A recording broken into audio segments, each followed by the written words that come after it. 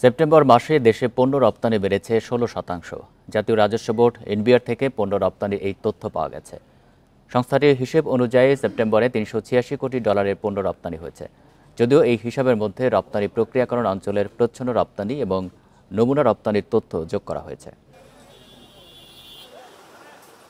রাজনৈতিক পট পরিবর্তনের পর শীর্ষ রপ্তানি খাত তৈরি পোশাক শিল্পে শুরু হয় শ্রমিক অসন্তোষ।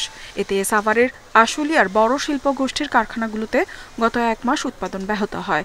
গাজীপুরের কিছু কারখানায় বিক্ষোভের ঘটনাও ঘটে। তারপরও গত মাসে বাংলাদেশের পণ্য রপ্তানি বেড়েছে 16.27%। এনবিআর জানিয়েছে সেপ্টেম্বরে $386 কোটি পণ্য রপ্তানি হয়। আগের বছরের একই সময়ে রপ্তানির পরিমাণ ছিল $332 কোটি।